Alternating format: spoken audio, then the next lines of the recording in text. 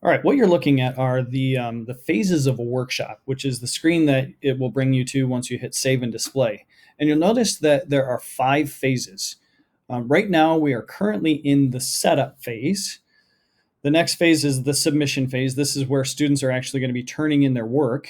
Then there's the assessment phase, where students are going to be grading their own and their peers' work. Then there's the grading evaluation phase, and then there's the last phase, which really isn't too much of a phase, but it just concludes the workshop. So right now, you'll notice as you look down the setup phase, notice that we didn't put anything for the workshop description as marked by the red X here. We have provided instructions for submission, and then we have a gray check mark, which means we still need to edit the assessment form and then switch to the next phase.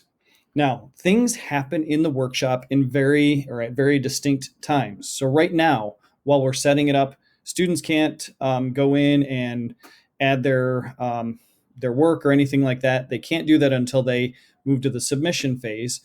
And then once we move to the assessment phase, students can no longer turn in their work.